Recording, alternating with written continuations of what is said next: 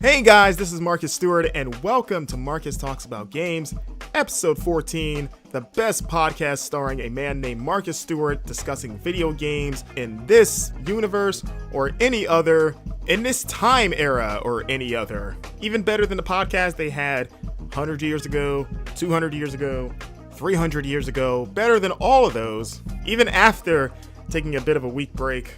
An unintentional week break, honestly. So yes, I am back. I was gone for a week. If you're a regular listener, and if you are, thank you for that. Odds are you noticed. And the reason for that, it wasn't anything uber spectacular. I just got super swamped with other projects and just life. I had like half an episode recorded and mostly edited, and then just couldn't find the time to get the other half recorded, so it wound up just slipping by the wayside, unfortunately. So yeah, I apologize for the week delay and for the lack of an update on my part. I can be pretty bad about that stuff. Communicating updates, I guess. I'm still getting used to this whole having your own show thing, even though I guess I had my own show in some form for all months and months now. But yeah, apologies for that. I got my hands in the really apologetic praying position. Cross position. I don't know what that is. It's like if you're doing like the Naruto jutsu, like the fingers that look the cross that he does to summon the clones of himself. I'm not doing that. I'm doing the other thing, like praying to you, like, please don't hate me for taking a week off. But if you stuck around and you're back for this week, thanks a lot. I really appreciate it, and you are awesome. And now I have transitioned from the prayer position into the thumbs up position. And it's all for you. It's all for you. Just like Janet. So yeah, what's been going on the last, I guess, 2 weeks now, technically? A lot of things have popped up in gaming, both personally, just stuff I've been playing, as well as just news stories that have caught my eye that have been making waves. What should I start with? Should I start with what I'm playing, or should I start with what I'm talking about? Show of hands, right now. What would you rather me talk about first? So show of hands, should I start with news? Okay, 1, 2, 3, 4. Okay, all right, okay. All right, and all right, everyone else, should I start with what I'm playing right now? Okay, all righty. Ooh, okay, this looks like, this seems like, yeah, okay, that wins, it looks like. I see a lot more digits waving in the air. So let's start with that. So without further ado, drum roll. Here's what I'm playing. A new game called Heaven's Vault. This launched April 18th, I want to say, so just this past weekend. It is for PlayStation 4 and PC, I believe, just those two for now. And it is a weird but kind of cool game so far. I'm not super duper far into it. I'm probably about an hour and a half, maybe 2 hours in.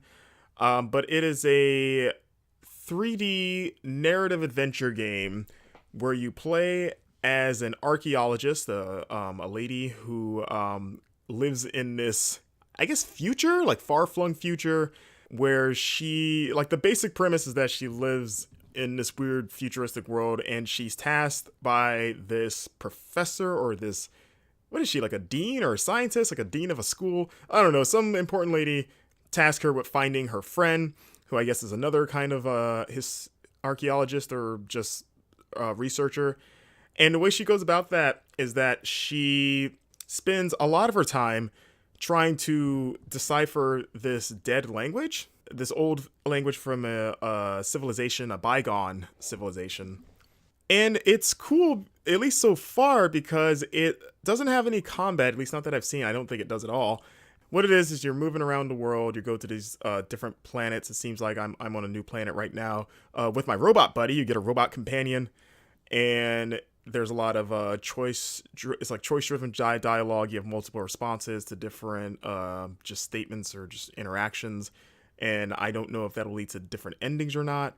But you're going around, you're talking to people, you're talking to your robot, you're getting information about the world, and then you're coming across different artifacts and trying to decipher the language. And what you do is you're collecting words, and using like some words your character seems to already know, like, oh, I like in the beginning I got a word for holy, and you see like the ancient writing version of it, and you're like, okay, this translates to holy, but what's the rest of it say? And then it kind of gives you a couple of options of like, okay, well, it could be holy emperor, it could be holy, I don't know, eggplant, maybe. What do you think would make more sense here, and just given what you have? Like in the first example, and this isn't really a spoiler because it's like the first thing they give you to kind of teach you this is to get a brooch, like a brooch, a jewel you can wear around your neck if you're a lady. I think a man can wear one too. Has a man ever worn a brooch? Would it? Oh, if a man wore a brooch, would it be putting the bro in brooch? Okay, moving on. So you get the brooch, and you see it means like I think it was Holy Emperor, and then you kind of look at it's either like for sure it's holy, but is it emperor or is it some other word that makes less sense?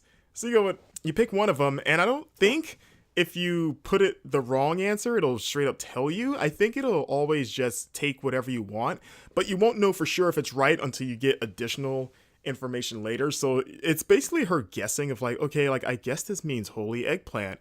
I don't know. And then later on, you might talk to someone who has another kind of keyword that might make you revisit your old translations and go, okay, like I have more context for how this language works. So what I originally thought was the translation can't be now that I have this new information. So I think it actually is Holy Emperor instead of eggplant. It's kind of like that. And I've only deciphered a few things so far, but it seems pretty cool so far in terms of like you see all the different symbols, and it's kind of making me have to think about like I'm actually like in my mind trying to decipher the language of like, oh, I'm seeing the same repeating symbols here for these two words. So like I'm thinking like, okay, maybe this means E, or is this maybe this means vowel? So in that case, would the word that I don't already know, can I apply that same logic to this word to help me try to narrow down from the pool of possible translations? It's kind of weird to explain. Like I recently got a word that had at least like 4 or 5 possible translations, and you're kind of trying to pick one. So that was one I was staring at for a while of like, okay, you can use a bit of common sense when you have one word that you know for sure of like, okay, again, the word holy, and then the other 2 words I don't know. So, but like, what would be the combination of words that makes the most sense, I guess, given everything that I know? And then like going from there. And that seems like so far, the easiest way to maybe kind of guess your way into the right translation until you get, like I said, more information later to maybe confirm either way if that is 100% correct. But I like it. I don't know. It's cool. It's kind of it makes me think. I enjoy puzzle games, and it's cool like that I actually feel like I'm like an archaeologist or like a linguist. I guess what you would call what do you call the people that what would you call, who's the name of the position where you're deciphering dead languages and like that's your job? Like the movie Arrival, Amy Adams' character, what was her title of her job? I don't remember. I should rewatch that movie. It's a really good movie if you haven't seen it. But anyways, another cool thing about Heaven's Vault is that it's got this really unique art style where it's like 3D polygonal worlds, but all the characters look like 2D, like what's the art style I'm thinking? Almost like not watercolor, but like they have this painterly look to them where it looks very disparate from the environments. Because like I said, everything's 3D polygonal, but then you have very flat 2D illustrated characters, and the way they move is weird because they have like maybe 3 or 4 frames of animation, and that might be pushing it when they walk and stuff. It's like it's like drawing a character on a piece of paper, coloring it, cutting it out, and then maybe like moving them like around in a 3D diorama that you built. That's kind of how the game looks. I recommend looking up a trailer for Heaven's Vault if you haven't seen it.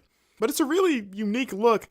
I don't think it looks like amazing, but I think it's certainly different and it's eye-catching. I'm still deciding that like I think it's cool because of how unique it is. I'm still deciding if I actually like enjoy it or not. But props for coming up with something I haven't really seen before. And yeah, the game so far has a lot to do with gathering information and filling out this codex that you have in the menu that acts as pretty much like a Historia. So you get like, if you go into the menu, you see like multiple timelines and entries for different specific like places or people. So like, for example, the lady that you meet in the beginning that gives you the mission to find the missing researcher, you have like a whole history with her. And depending on how you talk to her, you might find new information that pieces together like things from your past of like, oh, when the main character was a teenager, her and the lady, did this and they met at this point. This was a milestone. Like, it seems like some of that stuff you might miss if you don't unlock a certain branch of dialogue, which is where the dialogue options come into play. And like, there's one point where in the interaction with her, I like pissed her off and that like added it to our like recent history of like, oh, I annoyed her, which I would assume would not happen if I had not annoyed her. So it seems like there can be things that you can get or things that you can learn and maybe miss just depending on what conversation you choose to have with people. It's kind of confusing at first, like the way the menu's set up, because it's so many. It kind of throws a lot at you, and it doesn't really teach you how it works. You can just kind of like, I just opened it because like when you start a new game, I'm just messing around, seeing like, okay, what's all the things I can do, and I stumbled into the menu and I see like, oh, here's all these tabs listing like, oh, here's one for every city that you can go to, or at least the cities that you know of right now, and then a different planet, and then it touches on specific people, and then there's tabs for specific like events, and then each of them have like varying timelines, like, oh, this timeline with maybe my best friend as a kid goes back to when we met as a teenager, and it continues, indefinitely, I guess as long as we're both still alive. But then you might go to the time that, or rather, you might go to the tab about a certain civilization, and then that can go back like thousands of years, and then you piece stuff in from that by just finding artifacts about it. So you're like, oh, this is from 20,000 years ago where this event happened, and then it'll fill that part in.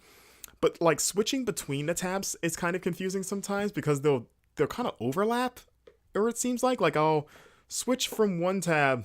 Like certain entries can appear on multiple tabs. So like if you maybe go to the tab about the city of Eox, I think that's how it's spelled or pronounced rather, IOX, and that tab is kind of a big umbrella because it's everything that you've experienced in that city as well as its history. So it'll have entries listing both the history of the city as well as your personal history of like, oh, I met my friend here, but also this was constructed 50,000 years ago. But then there's individual tabs that have that same information of like, okay, if I just want to focus on my best friend, they'll have that same entry about how this is how we met in Eox. Or if I want to focus on the history, the purely historical side of the city, it'll have that same tab of this was founded whatever years ago. But then it's weird, like the way that certain information just kind of reappears and how it seems that everything kind of gets compartmentalized of like, here's the really general tab that has like everything, and then you can deep dive into the individual tabs if you want to focus on a person. And I guess I'm just not used to it, but it seems there's something messy about it that I'm not quite liking. But like I said, I'm still really early in. I'm enjoying it so far. It's a nice break from a lot of the kind of actiony games I've been playing. Like it seems more about going around to places, inspecting everything, talking to everyone, probing people for information, and I enjoy the angle of trying to find new words to fill out this language. Like one of my favorite parts about No Man's Sky, honestly, for all of its flaws, at least in its initial launch, was I actually enjoyed the language building mechanic where, you're finding the monoliths and trying to piece together language. Like I found it really weirdly satisfying. Even though there wasn't much to it, it was literally just finding a slab and then whatever word you gave you, it got it. This is, like I said, a bit more involved. Like you're actually trying to figure out what things could be using clues and other things. But yeah, I'm excited to keep playing more of it. It should be a like I said, it's a great palate cleanser from stuff like Sekiro, and then Mortal Kombat's about to launch. I guess today, when you're listening to this, it would have launched today. I'm currently downloading it as we speak. So yeah, I think if you're into like narrative adventure games, and if you're looking for something that seems really different from what's out there, I think looking up a trailer and reading about Heaven's Vault is a good way to go. So yeah, looking forward to playing more of it. Now I mentioned Sekiro, and I'm still playing it, of course. I've not beaten it.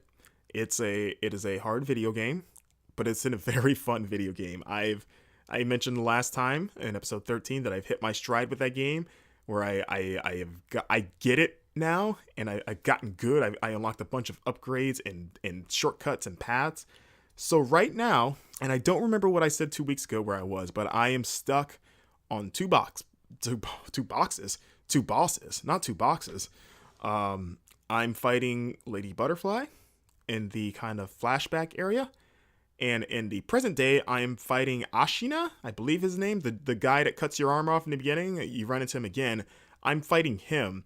And both of them are interesting in that I know I can beat both of them. Like, I've come so close to beating both of them, and they seem very beatable. Like, neither of them seem like bullshit. It's just I keep tripping at the finish line with both of them. Of like, I do really good, and then just something happens where it just falls apart in the end, and I just lose by the skin of my teeth. Which, it's frustrating on one hand, because you're like, I was right there. But on the other hand, it's like, oh, I know I can beat them. Like, I'm confident. Like, I know I have them. I just gotta do it. I just gotta get that last, survive that last stretch or whatever it may be. I've been focusing more on Ashina right now. I'm probably going to go back to Lady Butterfly the next time I play, because I've been spending a lot of time with Ashina just for a break and just to, try my luck with her again. But I've been fighting him, I don't even know how many times now. I don't want to spoil the fight, but I will say that they tricked me when it seemed like things were looking up, we'll say. And then they pulled the rug out from under me. And now but at least now that I have that new information, I've been applying that, and I've been doing better. I'm getting hit less. I'm using less healing things, which is good. And I just gotta execute. I know what I gotta do. It's gotta translate into dexterity, my finger dexterity. My fingers gotta get the message from my brains and, do a dance of success on the buttons. So yeah, I guess I'm at 2 walls right now with Sekiro, but they're 2 fun walls. I think both of those fights are fun and how frustrating, and I like that they're both pretty, I guess it's weird to say straightforward, but they kind of are, especially Ashina. Like, he's really ultimately just a really good sword guy, at least to a point. And, Lady Butterfly, with the exception of some other stuff that she does, she's kind of just a really nimble ninja lady. And it's fun to, like, have it be more of a dance of, like, sword skill or sword, what's the word I'm looking for here? I'm losing it. Like, precision, reaction, timing, finesse. I think that's the word I'm looking for. Finesse. Like, can I out sword fight you? Like, I'm enjoying that challenge right now. So that's the weekly Sekiro update. Lady Butterfly, General Ashina, I think he's the general. I don't know what his rank is. I don't want to assume it. President Ashina. Who will I beat first? Who do you think I will beat first? Who should I beat first? Let me know. Who's easier? Or who do you think was easier? Hit me up and tell me. Let's see. Sekiro isn't the only hard game I'm playing. I'm actually replaying Cuphead on Switch. I'm actually doing it for Screen Rant for a review right now. So look for that to come up this week, hopefully. Oh, and actually, not even hopefully. It should absolutely be this week. And I will say just shortly, it's still Cuphead, which means it's still really good. And that game is fun to play on Switch. I'll get into a bit more of that in the review, but it is a good version of that game. Also, isn't it cool? I had my review of Eternity the Last Unicorn pop up on Metacritic. That is the first time in all the years I've been writing game reviews for different websites and whoever that I've actually, at least to my knowledge, I never really checked this, but as far as I know, Eternity the Last Unicorn is the first review I've ever had be included in a Metacritic for a game. And I've always kind of hoped it would be something more positive, but it's still, I think it's, as I posted on social media, like if you follow me on Twitter, you probably already saw this, but it's pretty cool, like as a writer, especially as a game reviewer, it probably sounds a bit frivolous and maybe even kind of, I don't know, fanboy isn't the word, but I don't know, unprofessional probably isn't the word either, but it's cool. Like, oh wow, like I'm included with all these other legit outlets and writers. Like there's, like I contributed to this Metacritic score. Unfortunately, the score is awful and I'm a big part of that. In fact, I may possibly have the lowest score in the Metacritic for Eternity: The Last Unicorn, which says a lot because it's filled with all kinds of trash reviews. And by that, I mean reviews trashing the game, maybe not necessarily bad reviews. I don't know. I haven't read them. Yeah, that's a cool little thing. Just wanted to share. I'm on Metacritic. I'm all legit now. I'm all legit now. Oh, I guess I've been legit the last couple years at least. But it still feels good. I just became Solid Snake there for a second. Anyways, I think that's about all I've been playing mostly. Sekiro and Heaven's Vault. A little bit of that. Yeah. Mortal Kombat 11, like I said, is downloading as we speak. So that's going to be this week. So I'm really excited to share my time with that next week. Which, you have to tune in next week to hear me talk about it. Ooh, you know what I should do? I should see if Raiden is free again and see if I can have him back on the show. Of course, if you listen to episode 2 of this show, you might remember my original interview with Dark Raiden and how scary that went. A lot of rain, a lot of lightning involved. I still have some water damage in the room from when he showed up, but it was a good interview, despite how brief it was. So maybe I'll have him back on for maybe a follow-up now that the game's out. Maybe see what he thinks about the reception, and I could tell him what I think of what he's been doing in that story mode and how I like his playstyle. Maybe. I guess you'll have to tune in next week to see. Okay, so news. There's a lot of it. To the point where I have a fancy news theme for this one time.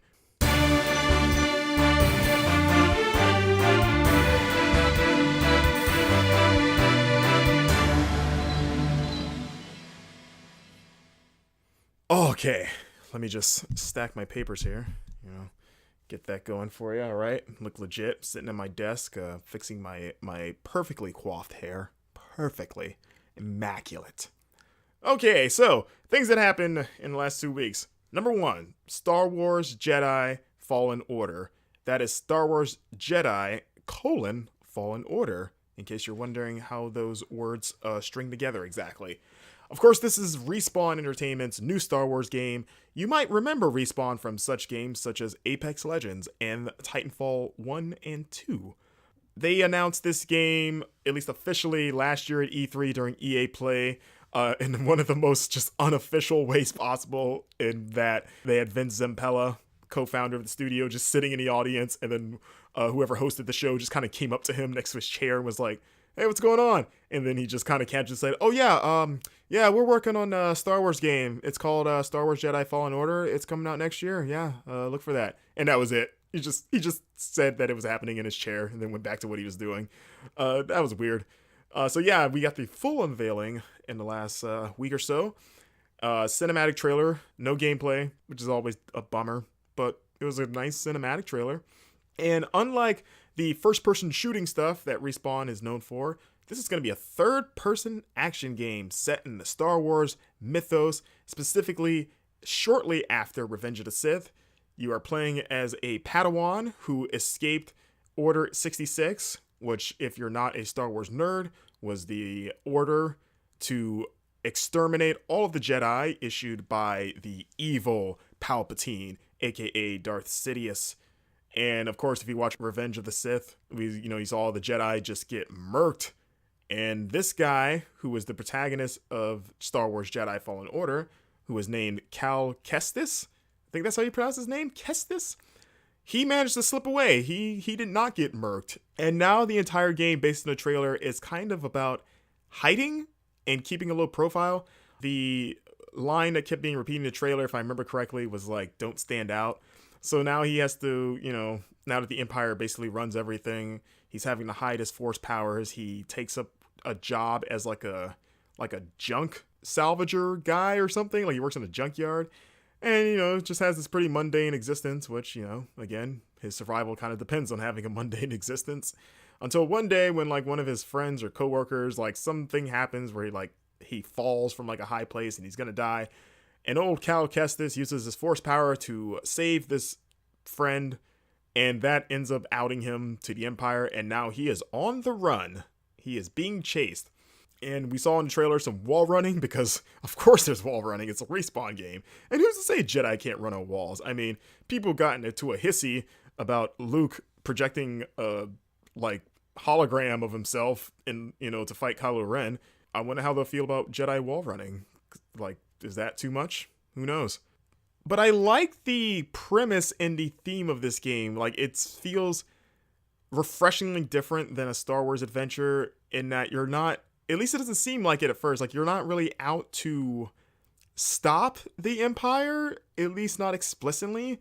You're not like, oh, we're gonna go get Palpatine, let's do it. It's like, oh, I have to stay low. I'm a fugitive. I have to run and hide constantly, and I'm just only maybe fighting when I have to. Otherwise, I'm just trying to live day to day. I don't know what tomorrow's gonna bring. I'm just trying to make it to the next day. I think that's kind of cool, and it's a pretty intense angle because that era of Star Wars is kind of a dark one for everyone involved. Not good times to be around there. And Cal is joined by other characters. I believe he meets a woman who is another Jedi who survived, but she's a legit Jedi Master, and I think she becomes his mentor. Of course, because it's Star Wars, Cal gets a lightsaber eventually. Does he build one because he's a Padawan? Does he get to that point thanks to his mentor? Or does he find it? Or is he gifted it? Who knows? Will he pick it up and will a flood of voices hit him and be like, Cal, these are your first steps? Maybe. I think the only other character they announced was, I think he has a droid buddy because, again, Star Wars, so obligatory robot pal. And then we got a new form of stormtroopers called the Purge Troopers, which means that once a year they can do whatever they want without consequence. And the thing that they choose to do is to break into people's homes and murder them, as opposed to maybe robbing a bank and getting rich.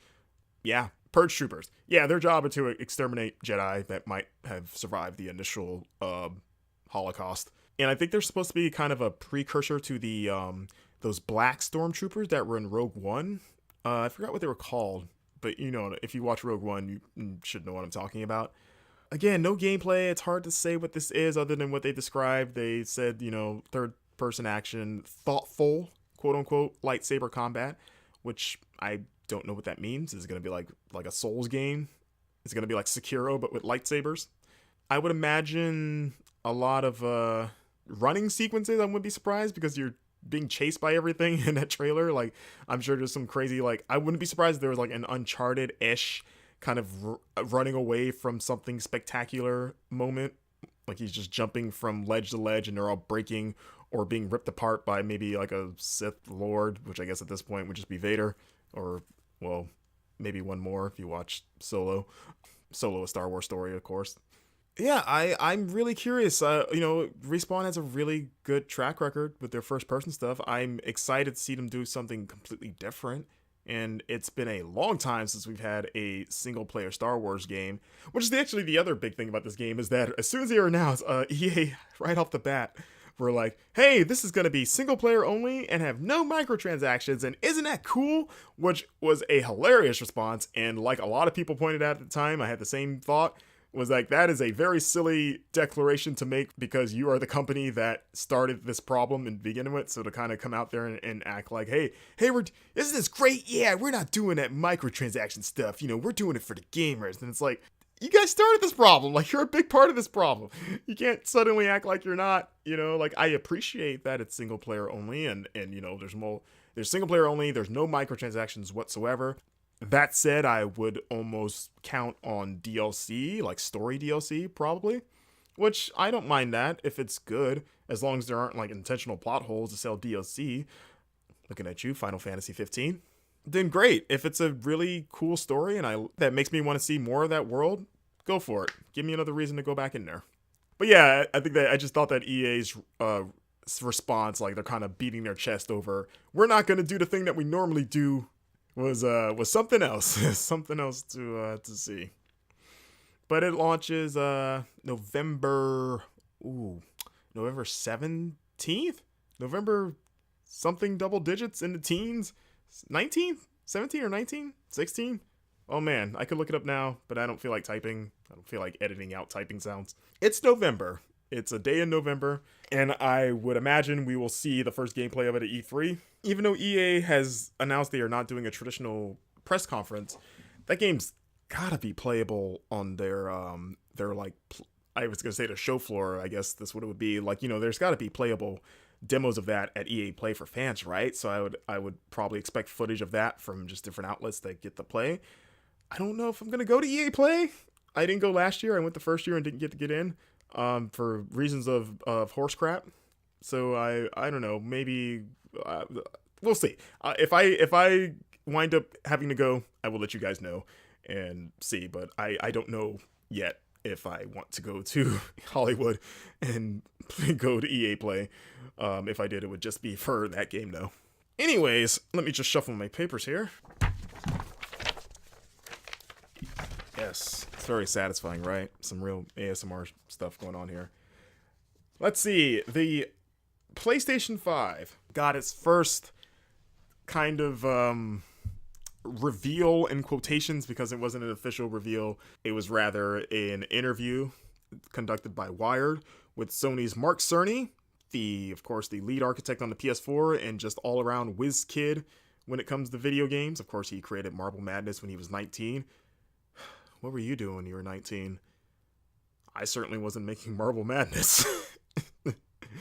But yeah, he's a very, very, very smart man with a very calming voice. Like, he should be doing ASMR stuff. Like, his conferences, I'm just going to say now, and I don't think I'm alone in this, but he has some very relaxing conferences. Like, I can listen to that guy talk about teraflops and 4K and streaming or whatever he wants to talk about, whatever thing he wants to flaunt. I'm like, just lean back in an easy chair with an iced tea and just listen to Mark Cerny fill your brain with technical terms in the most relaxing way possible. He should start a YouTube channel. Mark Cerny's ASMR. Anyways, he was being interviewed, and it was a interesting interview because he spoke very candidly about what the PS5 will entail. And even though I'm saying PlayStation 5, that is not the official name of it. In fact, I believe Cerny, if I remember correctly, throughout the interview, he just referred to it as the next generation console or hardware. Odds are it'll probably be called the PlayStation 5, but who knows? And he dropped some kind of key details. First of which is that it will support ray tracing, which in layman's terms, which is the only terms I know because I'm not a tech person at all, it's basically really, really, really fancy lighting. There have been videos, like tech videos going around of ray tracing in action. I recommend looking up those. But yeah, it's essentially just more realistic and dynamic lighting. It looks really great when done well. And so far, it's a PC only feature. Like, from my understanding, it's a very high end feature, but according to Cerny, the PlayStation 5, quote unquote, will support that, which is great. Lighting is something that I feel like is an underappreciated yet important aspect of video games in terms of presentation. Like, no one really, you don't really hear a lot of like the average gamer tout a game's lighting when they look at a game. They include it when they're just saying like, oh, this game has great graphics, and they're probably talking about the lighting with it, but you don't often hear people call out the lighting. But then at the same time, when you see a game with terrible lighting, you're just immediately, your brain knows like, oh, that shadow doesn't look like a shadow. Like, the way it's cast isn't right. Like, you just know. So I'm excited to see what ray tracing could do for video games and how creatively people can use that. The other big thing is that it will have its own kind of custom solid state drive, or SSD, if you're a cool kid like me. I'm not a cool kid. Where the solid state drive would be used to more or less eliminate load times. A lot of laptops, you can put solid state drives in to, I guess, make them run faster. In the interview, they talked about how Mark loaded up Spider-Man on PS4 Pro and clocked in the load times for like fast travel, like 15 seconds roughly, and then loaded up that same demo on a dev kit for the PS5, and it took about not even 1.8. I think it took 0.8 seconds. So that's less than 1 second of loading. So that means that this drive would all but eliminate load times, which would be a godsend. And I saw someone talk about, like, imagine how much time spent, or that many gamers have spent, especially very hardcore gamers, has spent in load times. And I would actually love to know what that number is. It would be a very depressing number, but if there was a way to, like, figure out the cumulative, like, lifetime of hours that you've spent just looking at load screens across every game you've ever played, I would love to know what that number is, so I can stare at it in horror and realize I've lost precious, like, a year of my life looking at a bar go across the screen. And then hug the PlayStation 5, because I'll be like, never again. This won't happen ever again because of you, buddy. PS5 is also said to support 8K resolution. Now, that doesn't seem to necessarily mean that it will render 4K, or not render 4K, but render 8K. I would imagine they could upscale to 8K, like kind of how the PS4 Pro upscales the 4K, quote unquote, checkerboarding. They weren't really clear, but they more or less just say, like, oh yeah, it'll support 8K, which, you know, makes sense, and it kind of just seems like future-proofing it. Another cool thing is that it will support, or at least it is said this will support, backwards compatibility with the PlayStation 4 library. Does that mean that if I log in to the PS5 under my profile, will my PS4 library just appear there playable? Because that would be nice, and I feel like you would have to do that because that's what Microsoft lets you do with, you know, its backwards compatibility. Like, any 360 games that are on that list that you own, they just appear in your library to download. So it feels like Sony would have to do that because Microsoft's already set that precedent and has been so great with how they have handled backwards compatibility this generation. So I hope that Sony just looks at them and repeats their, you know, good ideas and then also iterates on them too.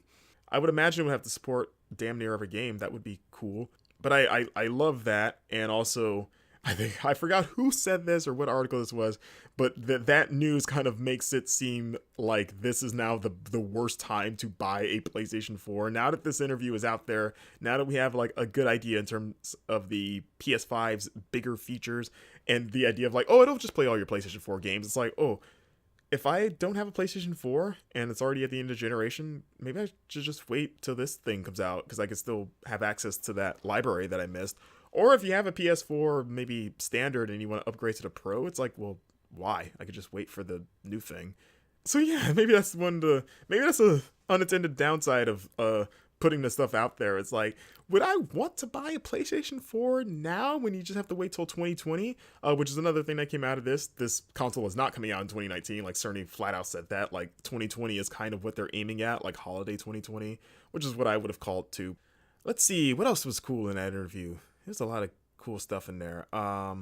There's Death Stranding may or may not be cross-generational, which wouldn't surprise me. That game just looks like a cross-generation game. I mean, you know, I want to see that Jar Baby in 8K. I want to see it do the weird thumb thing. I want it in all the pixels. I want it to feel like it's right in front of me. Just I could reach out and pat its little cute head. It's still in development head. The PS5 will support PSVR, which makes sense because the PSVR has sold pretty well, given that VR hasn't exactly lit the world on fire. I would have to imagine that a new headset will come out either with the PS5 or at least around it. Just to take it, that would just be, you know, a better version of PSVR and will take advantage of whatever horsepower the PS5 has. But he said that it will support the existing PSVR, so don't burn your headsets just yet. I should get a PSVR. I want to play Moss and Astrobot. And then there's that Ghost Giant game that just came out that looked kind of neat. But then I have to get PlayStation Move controllers. I'm going to get that bundle that has everything. It's kind of expensive, but really, every time I go to Best Buy and I see it, I'm just more and more like, man, I should just get this. It's getting a little bit harder and harder to walk away from it. Now I'll just wait for Black Friday. And yeah, so yeah, it was a fun thing to read. It was refreshing in, you know, just how, like I said, how candid he was of just getting out there and confirming things or denying things and just like not really beating around the bush too much. You know, he was still coy about things like, you know, the name, the price. He didn't talk about it all. I think the only hint was that, it'll be an appealing price point, which, you know, I don't know what that is. I feel like 500 would be the cap because as we've seen with the PS3 launch and even with the Xbox One launch, like, I mean, people were mad at 500, so I would imagine people would be mad at Sony still if they had this console that could do all these amazing things and it was still $500. Would people be upset, or would they see the value relative to the price and go like, yeah, that makes sense. I guess that would depend on what Microsoft charges for whatever their console is, and also how much Google Stadia is gonna cost, because they still don't know how they're monetizing that. I really hope, because Sony's skipping E3. I really hope they at least do their like weird Nintendo Direct thing, like State of Play. That's what it was called, right? Like they gotta be doing one of those, right? Either during E3 or around one. Like you would think maybe, right? I mean, they could do whatever they want. Nothing's guaranteed. But I just there's a part of me that's like, you gotta do one, even though I guess if they have nothing substantial to show at that time, I guess it's better not to. We still don't know when Medieval's coming out. Where's my Medieval remake? You got a release date for that? Save that at the end of the trailer. That would be a great way to cap off that trailer. Is just Sir Daniel Fortescue release date. Boom. Even bigger than the PS5. Let's just see here. Let me adjust my tie. It's a Donkey Kong tie.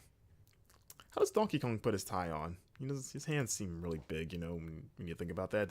Maybe he only put it on once and he just slept in it, which I could respect. As someone that still does not know to this day how to tie a tie and actually hates wearing ties, I would do the same. If I managed to get a tie on, I would just sleep in it all the time if I was forced to wear it forever. While I keep taking it off and going through the hell of putting it back on.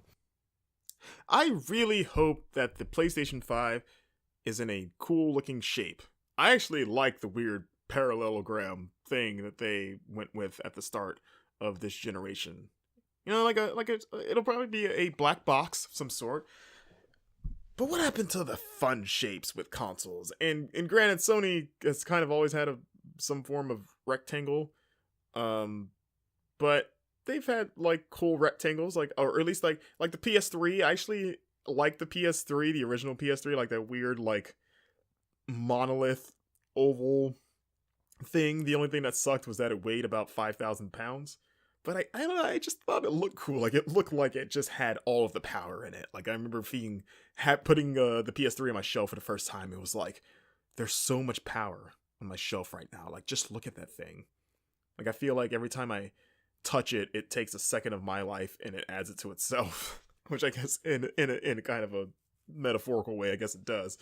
But yeah, I want to, like, they shouldn't do another parallelogram, because that's already been done. Maybe like a really like modern like trapezoid looking thing. What shape could it be that would be acceptable? Like an octagon? No, that would be annoying. What if it was like a computer tower instead of like a flat? But then you wouldn't be able to. Well, it would have to be a computer tower you could turn sideways. That was also tiny. I don't know, but they'll come up with something. They surprised me with that parallelogram shape before. So who knows? Mark Cerny is the master of shapes. He'll figure something else. But I'm excited. I love this time of the gaming when that new consoles are on the way, and we're in that period of learning, rumors, like, what leak is true, what isn't true, what's in store for us next, like what's the next batch of just games, what's the next step in innovation. Like, we're at that new frontier again, and it's so exciting. And at least I would imagine not even just for me, like just for so many of us, like just this, like I said, like a new frontier. Like, we're almost there. Some of it's a little bit scary, mainly the streaming only digital future that Google is kind of presenting. But what's going to be the next Fortnite? What's going to be the next Destiny? What's going to be the next like God of War? Like, what's going to be the next big thing that pushes the envelope in technology and storytelling? I can't wait to get to 2020 when all of that starts to crystallize. If nothing else, it's going to be a very interesting E3 for a multitude of reasons, that included, as well as Sony's absence once again. And we're so close. Like, E3 is just a month-ish away, a bit over a month, which is exciting and terrifying. I will be going. I confirm that now. I will be at E3. This will be my 4th consecutive E3. It's going to be weird walking around that show floor, like I said before, with one of the big players gone. I have not heard of if Google plans to be there or not, but there's plenty of free space. I should set up a space on the floor for this show. I should have a Marcus Talks About Games area. Or you know what? I should be in the cool like streaming booths that you see at all the conventions. Like they always have like the glass booth and you see like the one streamer in there streaming. And it took me longer than it should have to realize that that's what that was for. I was like, I thought they were like a thing you could get in line for and go play. It's like, oh, why want to play Fortnite in this little glass box with everybody looking at you? Like, why not just put those kiosks on the floor? And then this was like a couple years ago, by the way. This wasn't recent. I'm not that stupid. Yeah, give me one of those. Come on. Marcus Talks About Games, guys. Most popular podcast in all of space and time. I'm the Hardy Boys of podcasts.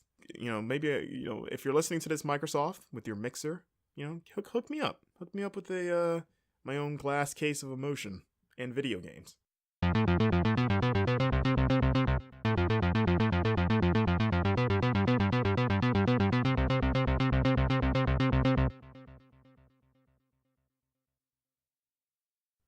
Okay, guys, that wraps up another episode of Marcus Talks About Games. This is a good kind of rebound, this was a good kind of a reset, kind of getting the wheels back on, getting back in my flow with this show. It was pretty much like the season premiere of Game of Thrones.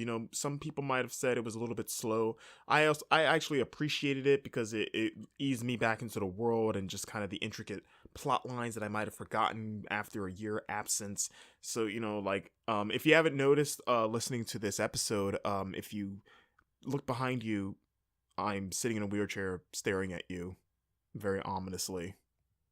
You can feel free to check that now. There you go. Yep, see, yeah, I see you. There I am. Yep, I'm looking at you, buddy. Hi there. So yeah, thank you so much for listening and for bearing with me during my weird sabbatical. If you want to hit me up on Twitter, you can do so at MarcusStewart7. That's the number 7. And you can also look for me tomorrow on the Full Circle podcast hosted by Odell Harmon and Mr. Jared Fredette. I hope I pronounced his last name right. If you're listening, Jared, I'm sorry.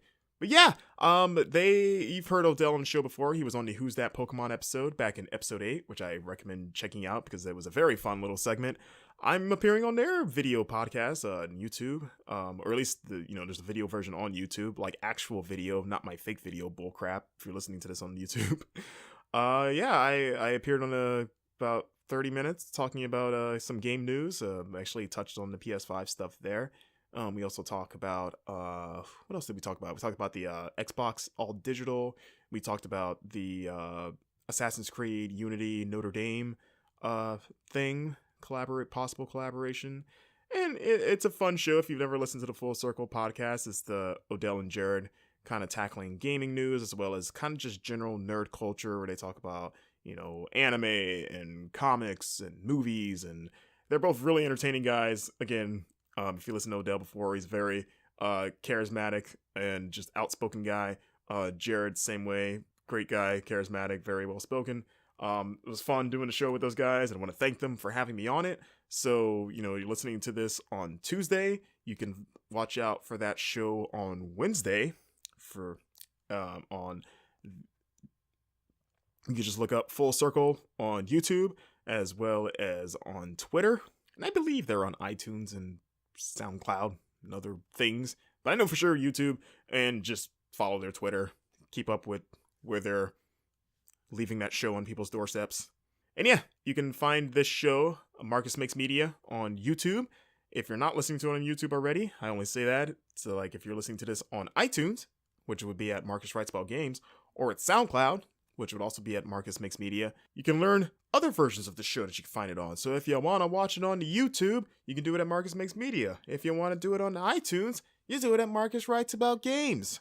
Whatever you want to choose from. I'm all about giving you guys options and alternatives to hear this voice right here. I'm pointing at my throat, which is really stupid, but I'm doing it. And like, share, and subscribe. The holy trinity of social media. If you could do that for me, that would be very much appreciated. And I'm once again doing you can hear the two hands coming together into the very humble prayer gesture of, hey, support this idiot in front of a microphone. He's got a nice voice. He's semi-charismatic and maybe just mildly humorous. Throw him a bone, why don't you? And again, if you want to follow my writing exploits, you can do so at Screen Rant. Look up for my Cuphead Switch review in a couple days or so. And if you're planning to go to E3 in June, let me know. Who knows? Depending on who you are, maybe we can meet up. Maybe we'll bump into each other in the giant void that will be Sony's former presence. Maybe we'll walk around that empty space and be like, man, remember when Sony was here? And maybe we'll bump into each other.